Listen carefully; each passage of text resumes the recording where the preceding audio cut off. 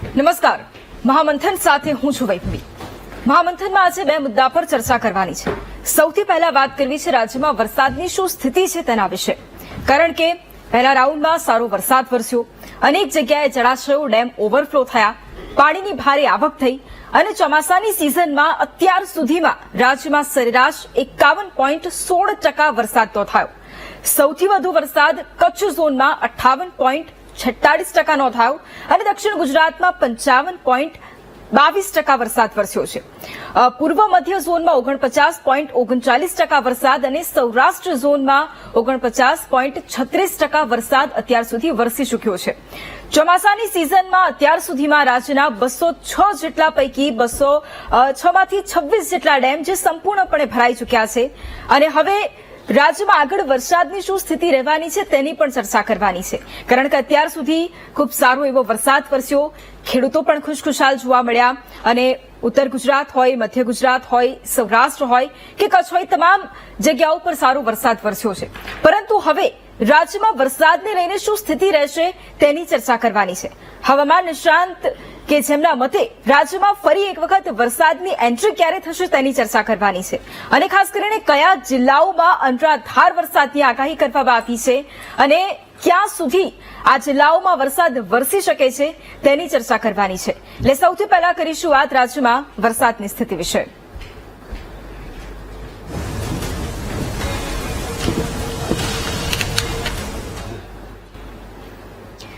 અને રાજ્યમાં વરસાદની સ્થિતિ મુદ્દે ચર્ચા કરવાની છે, કારણ કે એકંદરે સારો વરસાદ છે અને આગળ શું રહેવાનું છે એની પણ ચર્ચા કરવાની છે। આપણી સાથે ચર્ચા માટે હવામાન નિષ્ણાંત પરેશભાઈ ગોસ્વામી જોડાયા છે। પરેશભાઈ, સૌથી પહેલા તો સ્વાગત છે આપનું મહામંથનમાં।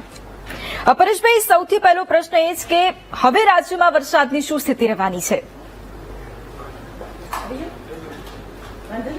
વરસાદી સિસ્ટમ છે બંગાળની ખાડીની અત્યારે પશ્ચિમ દિશા તરફ આગળ વધી રહી છે। જોકે એ સિસ્ટમ છે એ પરમ દિવસે એ સિસ્ટમ છે એ ઉત્તર પ્રદેશના અમુક ભાગો ઉપર હતી, ત્યાર પછી રાજસ્થાનના ભાગોની અંદર એ પસાર થઈ અને અત્યારે એ સિસ્ટમનું લોકેશન છે એ પાકિસ્તાનના ઉત્તર સિંધ અને પંજાબ, પાકિસ્તાનના જે પંજાબના ભાગો છે એ ઉપર અત્યારે સિસ્ટમ છે એ સક્રિય છે, જેના આઉટર ક્લાઉડ છે એ આપણે અરબ સાગર સુધી લંબાયેલા છે, જેની અસરને કારણે અત્યારે છેલ્લા 2 દિવસથી રાજ્યના અલગ અલગ વિસ્તારોની અંદર વરસાદો પડી રહ્યા છે અને અત્યારે આ જે સિસ્ટમ છે એ સતત પશ્ચિમ દિશામાં ગતિ કરી રહી છે। જોકે આ વરસાદની તીવ્રતામાં આવતીકાલથી થોડો ઘટાડો થશે।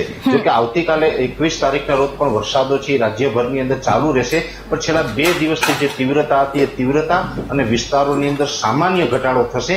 ત્યાર પછી 1 થી 2 દિવસ આપણે છૂટાછવાયા ઝાપટાના રૂપમાં અસર કરશે અને ત્યારબાદ એક વરસાદની નવી સિસ્ટમ આવશે એટલે વરસાદી રાઉન્ડ ચાલુ થશે। એટલે અત્યારે જે બેન વરસાદો ચાલી રહ્યા છે આમ આ વરસાદો છે 2 ઓગસ્ટ સુધી આપણે કન્ટિન્યુ જોવા મળશે। બિલકુલ પરેશભાઈ, પ્રશ્ન બીજો એ છે કે વરસાદની એ સિસ્ટમ કેવી હશે? શું ગુજરાતને ઘમરોળશે કે પછી સામાન્ય સ્થિતિ રહેવાની છે?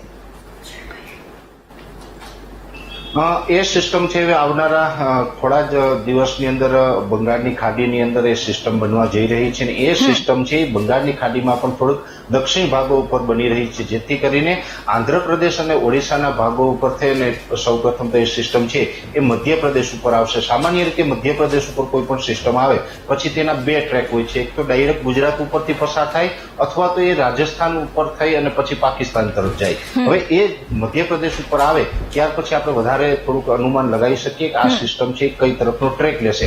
અત્યારે જે લાંબા ગાળાના અનુમાન અમે લગાવતા હોય છે, જે અલગ અલગ મોડેલોના આધારે જે અમે પ્રિડિક્શન કરતા હોય છે, એ મુજબ અત્યારે અમને લાગી રહ્યું છે કે એ સિસ્ટમનો સેન્ટ્રલ પાર્ટ છે એ ઉત્તર ગુજરાતના ભાગો ઉપર થઈને પસાર થઈને પાકિસ્તાન તરફ જાય એવી શક્યતાઓ છે। એટલે ખાસ કરીને એ સિસ્ટમની અસર છે એ 25 જુલાઈથી લઈ અને 31 જુલાઈ સુધીનું જે સેશન હશે એમાં આપણે વધારે જોવા મળશે, જેમાં આ સિસ્ટમ છે ઉત્તર ગુજરાતના ભાગો ઉપરથી પસાર થાય, જેને કારણે એના જે આઉટર ક્લાઉડ છે એ આપણે અરબ સાગર સુધી હોય, એનો સિયર ઝોન છે એ દક્ષિણ ગુજરાત અને સૌરાષ્ટ્રના ભાગો ઉપર હોય, જેથી કરીને સૌરાષ્ટ્ર અને દક્ષિણ ગુજરાતની અંદર અતિભારે વરસાદો પડવાની પણ શક્યતાઓ છે અને એ સાથે કચ્છ અને ઉત્તર ગુજરાતના ભાગોની અંદર પણ ભારેથી અતિ ભારે વરસાદ નોંધાય તેવી શક્યતાઓ રહેલી છે. એટલે અત્યારે આપણે જોવા જઈએ તો એ સિસ્ટમ છે એ આપણે 25 તારીખથી વધારે અસર કરતા છે અને એ સિસ્ટમ જ્યારે પણ પસાર થશે એટલે એનો સિયર ઝોન છે આપણે 28, 29, 30 ને 31 જુલાઈ આ 4 દિવસ એવા હશે કે એમાં આપણે સૌથી વધારે અસર થશે. ગુજરાતની અંદર 28 થી લઈને 31 જુલાઈ દરમિયાન ભારેથી અતિ ભારે વરસાદ પણ નોંધાઈ શકે છે. જી બિલકુલ. બીજો પ્રશ્ન એ કે ખેડૂતો માટે શું સ્થિતિ રહેવાની છે? કયા જિલ્લાના ખેડૂતોને આપ સાવચેત રહેવા માટે કહેશો? આમ તો અત્યારે જે ચોમાસું સિઝન ચાલતી હોય છે એટલે ખેડૂતો અગાઉથી કોઈ પણ એમાં પ્રી પ્લાનિંગ નથી કરી શકતા, કેમ કે આ તો કુદરતી છે. વરસાદ પડે એટલે નજર સમક્ષ જે પણ નુકસાની થાય તે જોયા વગર બીજો કોઈની પાસે છૂટકો નથી હોતો. પણ ખાસ કરીને ધ્યાન રાખવા જેવા જે વિસ્તારો છે જેને આપણે રેડ એલર્ટમાં મૂકી શકીએ એવા વિસ્તારોની અંદર દક્ષિણ ગુજરાતના ઘણા બધા જિલ્લાઓ છે, જેમાં વલસાડ, ડાંગ, સુરત, નવસારી અને રાજપીપળા સુધીના જે વિસ્તારો છે એ વિસ્તારોની અંદર વધારે વરસાદ પડવાની શક્યતાઓ છે. સૌરાષ્ટ્રની અંદર પણ જે અલગ અલગ વિસ્તારોમાં વરસાદ વધારે નોંધાશે, જેમાં ખાસ કરીને પશ્ચિમ સૌરાષ્ટ્ર, જેમાં દ્વારકા, જામનગર અને પોરબંદર જેવા વિસ્તારો છે જેને આપણે જુલાઈ મહિનાના અંતના દિવસોમાં રેડ એલર્ટની સ્થિતિ નિર્માણ થાય તેવી શક્યતાઓ દેખાઈ રહી છે.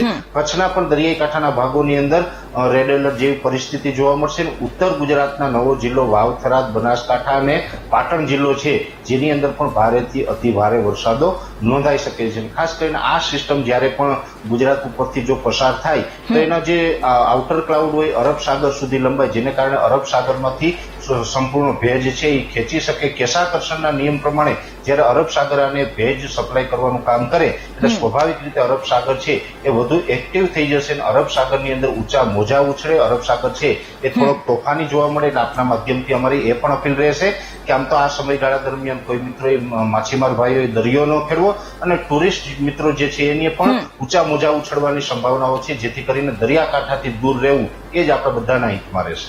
બિલકુલ. પરેશભાઈ, ઘણી વખત એવું થતું હોય છે કે સારો વરસાદ વરસ્યો હોય અને ત્યારબાદ એક લાંબો બ્રેક આવી જતો હોય છે. એવું લાગે જ નહીં કે ચોમાસું છે. એટલે શું આ વખતે એવી કોઈ સ્થિતિનું નિર્માણ થવાની કોઈ શક્યતા? સારા વરસાદ બાદ એક લાંબો બ્રેક જોવા મળે એવું શું પોસિબલ ખરું આ વખતે? વૈભવી, આમ જોવા જઈએ તો અત્યારે આપણે જે જૂન અને જુલાઈ બંનેની અંદર ખૂબ સારા વરસાદો અત્યાર સુધી નોંધાયા છે. અત્યાર સુધીમાં કોઈ મોટો બ્રેક અત્યાર સુધીમાં આપણે જોવા મળ્યો નથી. પણ હવે ઓગસ્ટની અંદર કદાચ એક બ્રેક જોવા મળી શકે તેવી શક્યતાઓ છે. એનું કારણ છે કે આમ તો આ જે વરસાદી રાઉન્ડ ચાલુ થશે એટલે 2 ઓગસ્ટ સુધી તો આપણે કન્ટિન્યુ જોવા મળશે. 2 ઓગસ્ટ પછીથી 3 ઓગસ્ટથી લઈને કદાચ 15 અથવા તો 17 ઓગસ્ટ સુધીનો કદાચ બ્રેક આવી શકે. અને એનું પણ મેઇન કારણ છે, જેવી રીતે જોવા જઈએ તો આપણે ભારત દેશની અંદર કોઈ પણ જગ્યાએ વરસાદી માહોલ જોવા મળતો હોય છે, વરસાદી સિસ્ટમ આવતી હોય છે, એટલે એ સિસ્ટમના 2 જ સ્થાન છે. એક તો અરબ સાગર છે, બીજું છે બંગાળની ખાડી. ચાલુ વર્ષે જોવા જઈએ તો અરબ સાગરની અંદર માત્ર એક સિસ્ટમ બની હતી અને જે સિસ્ટમ છે 13 જૂન 2025 રોજ બની હતી. તે પછી અરબ સાગરમાં કોઈ સિસ્ટમ નથી બની. તમામ વરસાદો જે પડ્યા છે બંગાળની ખાડી તરફથી આવ્યા છે. હવે બંગાળની ખાડી છે એ કદાચ ઓગસ્ટ મહિના દરમિયાન થોડીક વીક પડે તેવી શક્યતાઓ છે. બંગાળની ખાડી જો ઓગસ્ટમાં વીક પડશે તો ત્યારબાદ ફરીથી આપણો અરબ સાગર સક્રિય થઈ શકે છે. પણ બંગાળની ખાડી વીક પડશે તો ત્યાં સિસ્ટમો બનવાનું બંધ થશે, તો પછી આપણે વરસાદનો બ્રેક આવી શકે. અને એ ત્યાં વરસાદી સિસ્ટમ બનવાનું બંધ થાય એ પછી અરબ સાગર સક્રિય થતા 12 થી 15 દિવસનો સમય સામાન્ય રીતે લાગતો હોય છે. એટલે કદાચ લાગી રહ્યું છે કે 12 થી 15 દિવસનો બ્રેક છે એ ઓગસ્ટમાં આપણે જોવા મળી શકે છે. પણ અરબ સાગર એક વખત સક્રિય થશે તો બેક ટુ બેક ત્યાર પછી આપણે 12-15 દિવસના વિરામ બાદ ગુજરાતની અંદર પણ અરબ સાગરના સક્રિયતાને કારણે સારા એવા વરસાદો છે કન્ટિન્યુ પછી જોવા મળી શકે છે. બિલકુલ. પરેશભાઈ, છેલ્લો પ્રશ્ન એ કે રાજ્યમાં કેટલા સમય સુધી હવે ચોમાસું રહેશે? શું ચોમાસું લાંબુ ખેંચાશે કે પછી નિર્ધારિત જે સમય છે એટલું જ પૂરતું રહેશે?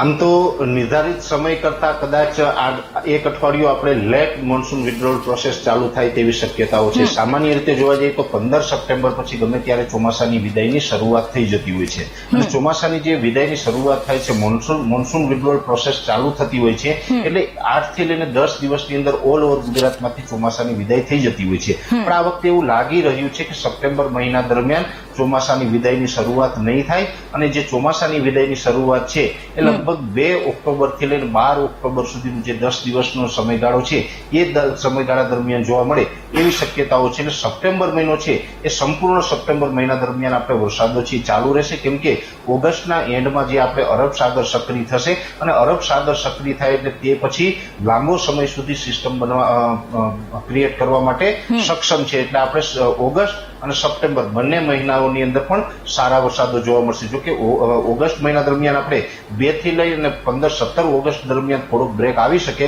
પણ 15-17 ઓગસ્ટ થી લઈ અને સપ્ટેમ્બરના છેક સુધી એન્ડની તારીખ સુધી, આખર તારીખ સુધી આપણે વરસાદો ચાલુ રહેશે. ત્યાર પછી ચોમાસાની વિદાય થાય તેવી શક્યતાઓ છે. અત્યાર સુધીમાં જોવા જઈએ તો જૂન અને જુલાઈ બંને મળીને કુલ ટોટલ ચોમાસાનો 46% વરસાદ છે એ રાજ્યની અંદર વરસી ચૂક્યો છે. હા, એક વાત અલગ છે કે કચ્છના અમુક ભાગો અને દક્ષિણ સૌરાષ્ટ્રના જે ગીર સોમનાથ જેવા વિસ્તારોની અંદર નોર્મલ કરતા ચોમાસાનો વરસાદ આ વર્ષે ઓછો છે.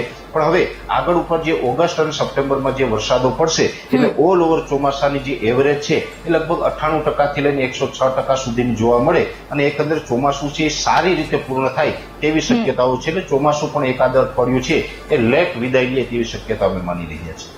જી, બિલકુલ બિલકુલ. આભાર પરેશભાઈ અમારી સાથે જોડાવા માટે અને આ જાણકારી આપવા માટે. એટલે હવે એ પણ સમજવું છે કે વરસાદની સ્થિતિ હવે આગામી સમયમાં શું રહેવાની છે અને અત્યાર સુધી પહેલો રાઉન્ડ ખૂબ સારો રહ્યો, સારો એવો વરસાદ વરસ્યો છે અને આગળ પણ સારા વરસાદની જ આગાહી હવામાન નિષ્ણાંતે કરી છે.